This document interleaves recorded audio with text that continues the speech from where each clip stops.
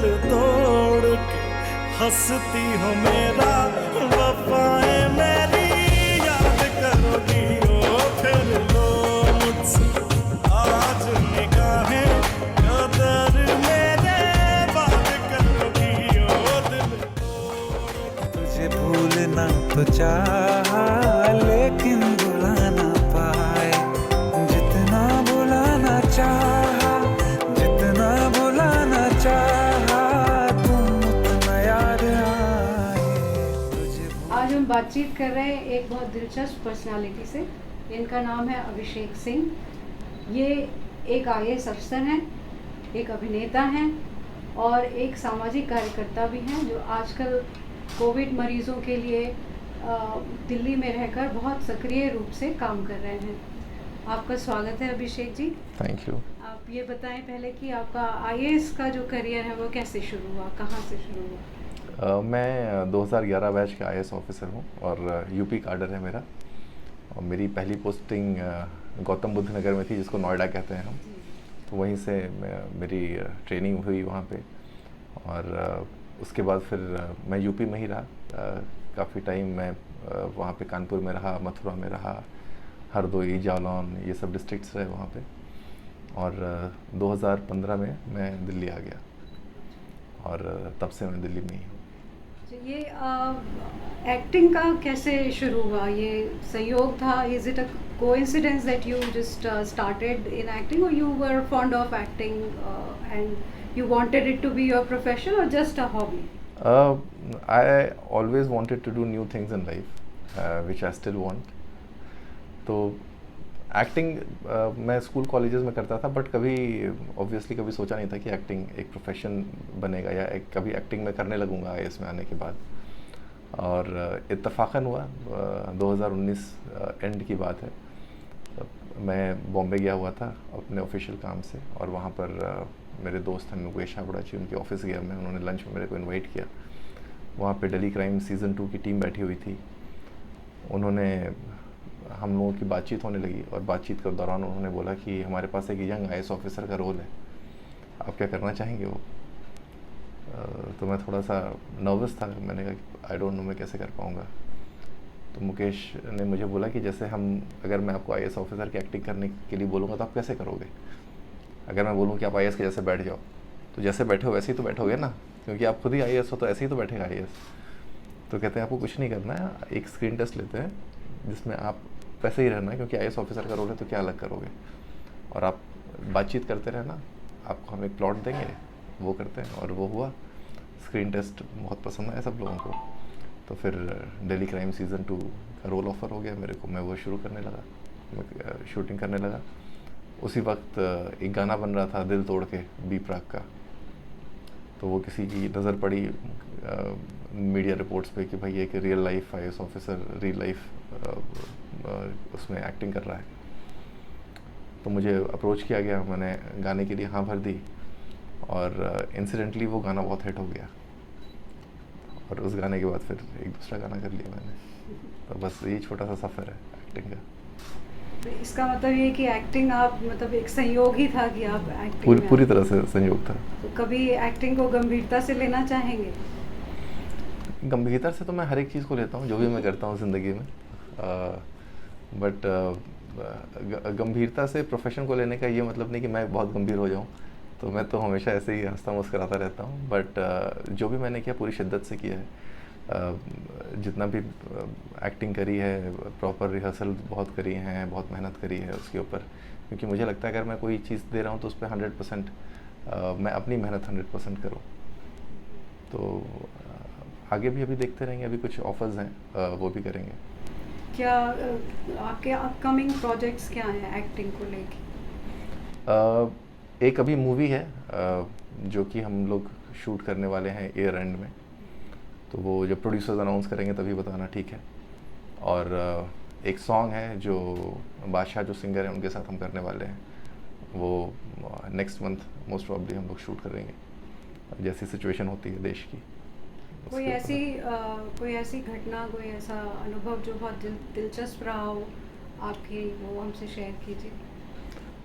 जब मेरा first day था दिल्ली क्राइम के सेट पे। तो मैं बहुत ज़्यादा नर्वस था क्योंकि लोगों ने बोला भाई नेटफ्लिक्स तो बहुत इंटरनेशनल प्लेटफॉर्म है, और मेरे साथ में जो एक्टर्स थे वो सब इतने ट्रेंड, इतने बड़े एक्टर्स थे। शेफाली जी थी, आदिल हुसैन साहब थे, ये सब लोग थे। इनके साथ में पहला ही दिन था, तो मैं बहुत नर्वस था, बट मैंने इतनी तैयारी की हुई थी, मुझे लगा था कि भाई चलो मैं अच्छे से वो परफॉर्म करूँगा। तो मैं जाते समय फिर मैंने मुकेश को फ़ोन किया, मैंने कहा कि भाई मुझे बहुत नर्वसनेस हो रही है, बहुत डर लग रहा है। तो मुकेश कहता है कि भाई आईएएस ऑफिसर होकर के अगर आईएएस ऑफिसर की एक्टिंग नहीं कर पाए तो फिर चुल्लू भर पानी में डूब मरना चाहिए।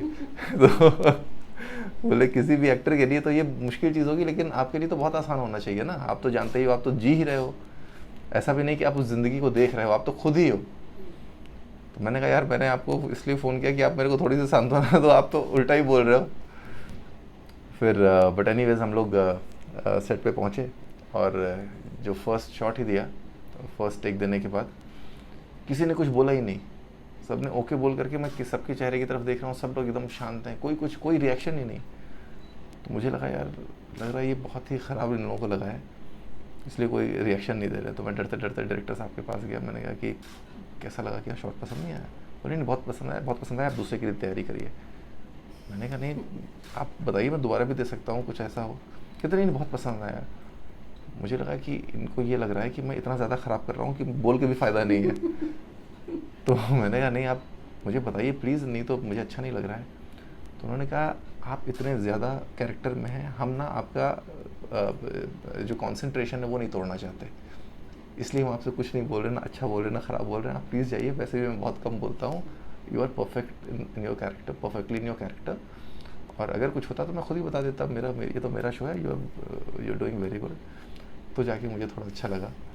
सो वो कुछ थोड़ी देर के लिए मुझे लगा कि यार इतने बड़े सेट पे इतने लोगों के सामने तो लोग क्या सोचेंगे कि आईएएस ऑफिसर हो गए, आईएएस ऑफिसर की एक्टिंग नहीं कर पाया। ये बताइए कि जो सोशल वेलफेयर का काम है आप काफ़ी सारा कर रहे हैं इस दौरान, तो बताइए कि आपने क्या क्या किया। आपने बहुत सारे ऑर्गेनाइजेशंस शुरू किए और बहुत सारी जगहों पे, अलग अलग जगहों पे किए, तो एक तो ये बताइए कि कौन कौन से वो ऑर्गेनाइजेशंस हैं और क्या क्या काम कर रहे हैं, और किस तरह से आपको उनकी उसके लिए मदद मिली, किस तरह से आपको इंस्पिरेशन मिली। जी, तो सबसे पहला जो हमने शुरू किया उसका नाम है सिग्मा। एक ये स्टूडेंट्स और एडमिनिस्ट्रेटर्स का एक कोलैबोरेशन है। सो 2019 में मैं गया था IIM अहमदाबाद एक लेक्चर के लिए। उस लेक्चर के बाद स्टूडेंट्स के साथ इंटरेक्शन होने लगा, और जैसा कि यंग स्टूडेंट्स होते हैं, बहुत एनर्जेटिक होते हैं, बहुत एंथुजियास्टिक होते हैं, तो वो बातों बातों में कहने लगे कि सरकार तो कुछ करती नहीं है, सरकार ऐसी है, सरकार वैसी है। तो मैंने उनको बोला कि सरकार क्या है, सरकार हमारे आप जैसे ही लोग हैं, सरकार कोई हम बाहर से तो लेकर के आए नहीं है कि ये बाहर का कोई फॉरेन मटेरियल है। तो अगर आपको कुछ करना है, आपको लगता है कि सरकार में ये चीज़ें हैं जो मैं चेंज कर सकता हूँ, ये इनोवेशन मैं ला सकता हूँ, ये अगर आप आइडिया इम्प्लीमेंट करेंगे तो और बेहतर हो जाएगी चीज़ें सबके लिए, तो आप हमको बताइए, हम कोशिश करेंगे उसको इंट्रोड्यूस करने में। क्योंकि हम लोग तो जो सोचते हैं, जो चाहते हैं, जो बेस्ट इंटेंशंस होता है उसी के साथ काम कर रहे हैं। इससे ज़्यादा तो हम नहीं सोच पा रहे हैं इस वक्त कि और ज़्यादा अच्छा क्या कर लें, जितना हम तो बेस्ट ऑफ द इंटेंशंस में काम कर रहे हैं। तो उसको तो कुछ लाइक माइंडेड स्टूडेंट्स आए, तो फिर उन्होंने अपने और दोस्तों को जोड़ा। तो IIT और IIMs के साथ में हमने मिल करके एक IIT IIM के स्टूडेंट्स के साथ में मिल करके एक सोसाइटी बनाई जिसका नाम है सिग्मा। सिग्मा का फुल फॉर्म है students for involve governance and mutual action. तो ये एक बनाया, और फिर हमने नीति आयोग को अप्रोच किया और हमने कहा कि आप हमें कुछ काम दीजिए जो हम करें, जो आपको लगता है कि जो मुश्किल चीज़ें हैं। तो उस वक्त तब तक ये लॉकडाउन होने वाला था, लॉकडाउन हो गया था और माइग्रेंट लेबरर्स सारे चले गए थे दिल्ली से। जब अनलॉक 1 शुरू हुआ तो फैक्ट्रीज तो खुल गई, लेकिन माइग्रेंट लेबरर्स नहीं आए वापस। उनको लगा कि अब वापस आना सेफ़ नहीं है, या किसी को पता ये क्लैरिटी नहीं थी कि मैं आकर के जॉब क्या करूँगा। तो हमने उनकी हेल्प के लिए एक प्लेटफॉर्म तैयार किया जिसमें हमने जॉब्स लोगों से मांग करके पोस्ट करनी शुरू कर दी। तो हर एक फैक्ट्री वालों के पास हम लोग जाते थे, पूछते थे कि आपको कितने लोगों की ज़रूरत है और आपको क्या क्वालिफ़िकेशन चाहिए इनकी। वो उनकी क्वालिफ़िकेशन लेकर के, उनके नंबर ऑफ़ पीपल लोगों को लेकर के हमने जॉब्स पोस्ट करना शुरू कर दिया एक डिजिटल प्लेटफॉर्म पे। और दूसरी तरफ हमने लेबरर्स को रजिस्टर करना शुरू कर दिया और उनका एक्सेस दोनों को एक दूसरे का दे दिया कि आप चाहो तो डायरेक्टली एम्प्लॉयर को फ़ोन कर लो, एम्प्लॉयर को दे दिया, आप चाहो तो डायरेक्टली एम्प्लॉय को फ़ोन कर लो जो जॉब सीख कर रहा है। तो वो प्लेटफॉर्म बहुत अच्छा चल गया और कई लोगों को मदद मिली उससे। उसके बाद फिर अभी हम लोगों ने शुरू किया है United by blood. United by blood भी जो हमारा सिग्मा है और कुछ और ऑफिसर्स ने साथ में मिल करके, फिर कुछ सिविल सोसाइटी के मेंबर्स हैं, कुछ डॉक्टर्स हैं, कुछ ऐसे थिंकर्स हैं जो कि कुछ इनोवेटिव सोचते हैं, उन लोगों के साथ में मिल करके हमने प्लाज्मा डोनर का एक पोर्टल शुरू किया। जैसे आपने देखा होगा पिछले 1-1.5-2 महीने पहले काफ़ी ज़्यादा प्लाज्मा की डिमांड थी और लोगों को सही इन्फॉर्मेशन नहीं मिल पा रही थी कि प्लाज्मा कहाँ मिलेगा, कैसे मिलेगा। बहुत से लोगों ने पैसे दे दिए, लोग उनको धोखा दे के चले गए, ठग करके चले गए। तो हमने ये पोर्टल शुरू किया जिसमें हमने डोनर को, जो प्लाज्मा डोनेट करना चाहता है, उसको डायरेक्टली हमने कनेक्ट कर दिया पेशेंट से जिसको प्लाज्मा चाहिए, ताकि वो डायरेक्टली एक दूसरे से बात कर सके, एक दूसरे के पास जा करके प्लाज्मा डोनेशन का प्रोसेस पूरा हो सके और एक फेयर तरीके से हो सके। तो ये किया। फिर सेकेंड इनिशिएटिव हमने लिया ऑक्सी टैक्सी के नाम से, जिसमें लोगों को हम फ्री ऑक्सीजन पहुंचाना शुरू किया है हमने। अगर आपको ऑक्सीजन चाहिए तो हमारी ऑक्सी टैक्सी आपके घर पे फ्री ऑक्सीजन डिलीवरी कर देगी जा करके। कहीं भी इंडिया में नहीं, ये सिर्फ एनसीआर में किया, NCR ये सिर्फ एनसीआर में किया। और थर्ड जो अभी हमने शुरू किया है वो ड्राइव थ्रू वैक्सीनेशन किया है। इसका नाम है वैक्सीनेशन इन कार, जिसमें हमने देखा कि हॉस्पिटल्स बहुत ओवर क्राउडेड हैं। हॉस्पिटल्स में लोग जाना नहीं चाह रहे हैं क्योंकि उनको लग रहा है कि इन्फेक्शन का डर है, और प्लस वो लोग जो लोग जा रहे हैं उनको इन्फेक्शन का डर है, जो लोग हैं वहाँ पे उनको भी इन्फेक्शन का डर है इतने ज़्यादा ट्रैफिक से। और साथ ही लॉकडाउन चल रहा है तो मॉल्स, होटल्स ये सब खाली पड़े हैं, ये सारी स्पेसेस यूज़ नहीं हो रही हैं। तो हमने सोचा कि क्यों नहीं वैक्सीनेशन का प्रोसेस उठा के यहाँ से बाहर ले आएँ और बाहर लोगों को करें और एक एफिशिएंट तरीके से करें, थोड़ा सेफ़ तरीके से करें और कन्वीनियंट तरीके से करें जिसमें लोगों को कन्वीनियंस हो। तो उसमें हमने वैक्सीनेशन इन कार हमने एक मॉडल बनाया जिसमें कि लोगों को कार में बैठे बैठे ही वैक्सीन लग जाए। तो हमने हॉस्पिटल से रिक्वेस्ट करी, गवर्नमेंट से रिक्वेस्ट करी कि आप अपना कैंप वहाँ पे सेटअप करें, बाकी सारे अरेंजमेंट्स, लॉजिस्टिकल अरेंजमेंट्स हम करेंगे, पब्लिसिटी हम करेंगे, हम लोगों को बताएंगे कि ऐसा ऐसा यहाँ पे ड्राइव थ्रू हो रहा है, टेक्नोलॉजी हम देंगे किस तरह से रजिस्टर करना है, कैसे आना है, क्यू मैनेजमेंट कैसे करनी है ताकि लोगों को इनकन्वीनियंस ना हो। वो करके हमने ड्राइव थ्रू वैक्सीनेशन शुरू किया और अब हम ड्राइव थ्रू वैक्सीनेशन गाज़ियाबाद में कर चुके हैं, नोएडा में कर चुके हैं, गुड़गांव में कर रहे हैं, दिल्ली में कर रहे हैं। दिल्ली में गवर्नमेंट के साथ भी कर रहे हैं, प्राइवेट हॉस्पिटल्स के साथ भी कर रहे हैं, फोर्टिस के साथ कर रहे हैं, मैक्स के साथ कर रहे हैं, कोलकाता में शुरू करने वाले हैं, चंडीगढ़ में शुरू करने वाले हैं, बॉम्बे में शुरू करने वाले हैं, हैदराबाद में शुरू करने वाले हैं। तो ऐसे करके धीरे धीरे पूरे देश में ड्राइव थ्रू वैक्सीनेशन हम लोग शुरू कर रहे हैं। और सबसे अच्छी बात है ड्राइव थ्रू वैक्सीनेशन की कि अगर आप किसी भी नॉर्मल सेंटर पे जाते हो तो एक दिन में 100 से 150 वैक्सीन लगती हैं। किसी भी छोटे से छोटे भी ड्राइव थ्रू वैक्सीनेशन सेंटर पे आप एक दिन में 500 वैक्सीन लगा सकते हो आराम से। तो आपकी कैपेबिलिटी कम से कम 4 to 5 टाइम्स ज़्यादा हो जाती है और लोगों की कन्वीनियंस तो उसका कुछ कहना ही नहीं, क्योंकि आप अपनी गाड़ी में बैठ करके आए, आपको गाड़ी से उतरना ही नहीं पड़ा, आपने सिर्फ गाड़ी का शीशा रोल डाउन किया, आपको वैक्सीन लगी, आप आगे बढ़ गए। और आपको हम स्लॉट्स ऐसा देते हैं कि आपका टाइम वेस्ट ना हो, आपको वेटिंग ना हो, वेट ना करना पड़े, आप आओ और लगवाओ और चले जाओ। अच्छा, जैसे आप ये 3-4 काम कर रहे हैं, इसमें से अगर आपको चूज़ करने को कहा जाए कि एक ही काम आप करेंगे तो आप कौन सा चुनेंगे? ऐसा एक काम तो बहुत मुश्किल होगा इसमें चुनना, बट मुझे जो सबसे ज़्यादा पसंद है वो मैंने अभी तक बताया नहीं। मैंने एक स्कूल अडॉप्ट किया है, गवर्नमेंट स्कूल।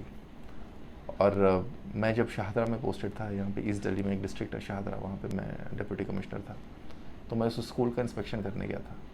बट वो स्कूल बहुत ही ज़्यादा ख़राब हालत में था और मुझे लगा कि इसको अच्छा होने में तो बहुत ज़्यादा टाइम चला जाएगा और ये कैसे अच्छा होगा मुझे नहीं पता। तो मैंने क्या किया, मैंने कहा कि आज से इस स्कूल को मैं अडॉप्ट कर लेता हूँ और इसकी सारी चीज़ें सिर्फ मुझसे ही, मैं ही कोऑर्डिनेट करूँगा, मैं ही लोगों से बातचीत करूँगा, डिफरेंट डिपार्टमेंट से बातचीत करूँगा, कम्युनिटी पार्टिसिपेशन लेकर के आऊँगा, बाहर के लोगों से बोलूँगा कि आपके ही बीच का ये स्कूल है और आपके ही बच्चे पढ़ रहे हैं, आप इसको थोड़ा ठीक करो। तो वो मैंने शुरू किया वो प्रोजेक्ट, उसका नाम था प्रोजेक्ट होप। और आप सरप्राइज्ड होंगे कि उस स्कूल में जिनके बच्चे पढ़ते थे, कोई इलेक्ट्रीशियन था, कोई प्लम्बर था, वो लोग आ गए और उन्होंने कहा कि चलो जी ठीक है, मैं बिजली ये ठीक कर देता हूँ, आपका पंखा नहीं चल रहा, मैं फ्री में ठीक कर देता हूँ, मेरा ही तो बच्चा पढ़ रहा है यहाँ पे। प्लम्बर आ गया कि आपकी ये देखो टॉयलेट की ये नल ख़राब है, मैं अपनी तरफ से आकर के लगा देता हूँ। तो जब ऐसे लोग आने लगे, बहुत बड़े बड़े डोनेशंस तो बहुत कॉर्पोरेट्स दे देते हैं, लेकिन उसको देने से ना कम्युनिटी की फीलिंग नहीं आती। मैं चाहता था कि लोगों के अंदर कम्युनिटी की एक फीलिंग आ जाए, उनको ये ना लगे कि ये सरकारी स्कूल किसी और थर्ड पार्टी फॉरेन बॉडी का है, ये सरकारी स्कूल हमारा है, क्योंकि सरकार का तो सिर्फ नाम है, असेट तो आपकी है, आपके बच्चे पढ़ रहे हैं, आपके बच्चों को ही सुख सुविधा होगी अगर वहाँ की एमिनिटीज़ ठीक रहेंगी, अच्छी रहेंगी, पंखा चलता रहेगा, वहाँ का लाइट जलती रहेगी, पानी आता रहेगा, तो आपके ही बच्चों को सुविधा होगी। ये कह करके बोल देना कि यार सरकार की चीज़ है, पंखा नहीं चलता, लाइट नहीं चलती, तो हमसे क्या लेना देना, तो वो आप पूरे उस जो हमारी पब्लिक प्रॉपर्टी है उसका आप पूरा पर्पस ही डिफीट कर देते हो, क्योंकि वो तो सबके लिए है, सबके यूज़ के लिए है। नाम भले ही सरकार का हो, और सरकार का मतलब आप ही हैं, क्योंकि सरकार आपको ही रिप्रेजेंट कर रही है। तो वो हमने शुरू किया, और उसके बाद हमने वहाँ पे कुछ लोगों को बुलाने का सिलसिला शुरू किया। तो आरजे रौनक हैं, बउआ जिनका निक नेम है, जो काफ़ी फेमस है बउआ के नाम से, वो भी आए वहाँ पर, उन्होंने उसको स्कूल को अडॉप्ट कर लिया। विजेंदर सिंह जो बॉक्सर हैं, उनको हमने बुलाया, उन्होंने स्कूल को अडॉप्ट कर लिया, उन्होंने कहा हम भी अब से कुछ कुछ कराते रहेंगे यहाँ पे। सनी देओल जी आए वहाँ पे। हर साल कोई ना कोई, किसी न किसी को हम बुलाते हैं उनके एनुअल फंक्शन में, कोई एक बड़ी शख्सियत जिसको देख के बच्चे मोटिवेट हों और माँ बाप मोटिवेट हों, उनको भी अच्छा लगे कि भाई हमने जो इतना कुछ किया है। और प्लस मैं चाहता हूँ कि बाकी जगह के स्कूल्स, बाकी लोग भी अपने स्कूल्स को ऐसा ही बनाएं, वो भी इसी दिशा में कदम उठाएं। हमने स्मार्ट क्लास, सबसे पहला दिल्ली सरकार का स्कूल था जहाँ पे स्मार्ट क्लास लगी, हमने वहाँ पे आरओ सिस्टम लगवाया पानी पीने के लिए, टीचर्स के लिए बायोमेट्रिक अटेंडेंस लगवा दी हमने। बायोमेट्रिक अटेंडेंस के लिए एक अलग से कंप्यूटर चाहिए था, वो एक अलग से कंप्यूटर रखवा दिया। फिर मुझे फ़ोन आया, एक गुड़गांव की कंपनी थी जो सब कुछ अपना छोड़ करके यहाँ से शिफ्ट होना चाह रही थी बेंगलोर, तो उन्होंने फर्नीचर भिजवा दिया वहाँ पे। उन्होंने कहा कि सर हम तो वैसे भी इसको बेचने वाले थे, और बट हमें पता चला कि ये आप डोनेट भी कर सकते हैं। यूजुअली हम डोनेट नहीं करते क्योंकि हमको पता नहीं रहता कि वो उसका ठीक से इस्तेमाल होगा या नहीं होगा जो हम दे रहे हैं, बट चूंकि आपका नाम जुड़ा हुआ है तो हमें लगा कि अगर हम देंगे तो सही जगह पे जाएगा, और जिनके लिए हम डोनेट कर रहे हैं उनके ही यूज़ में आएगा। तो वो फर्नीचर उन्होंने दे दिया। तो ये एक जो कल्चर शुरू किया जो अभी तक चल रहा है, वो मुझे मेरे दिल के बहुत करीब है। इतने सारे काम हैं आपके, और अगर आपसे ये पूछा जाए कि अब आप तो, आपके पास अपॉर्चुनिटी है, आपके पास कैपेबिलिटी है, और आपके पास पूरी सुविधा है करने की, तो अगर आपसे पूछा जाए कि आप how do you see yourself in say next 5-10 years, what would you be doing, how would you like to see yourself? मुझे लगता है कि आगे की जो भी मेरी जर्नी है वो हमेशा मेरा प्रेजेंट डिसाइड करता है। तो अभी इट डिपेंड्स कि अभी ये जो मेरी इनिशिएटिव्स हैं, और मेरी जो एज अ जो नया मैंने एक्टिंग के दिशा में जो मैंने कदम उठाया है वो कैसा चलता है, और कुछ और तो मेरा नहीं करने का मन करने लगेगा कुछ इतने दिनों में, आने वाले दिनों में।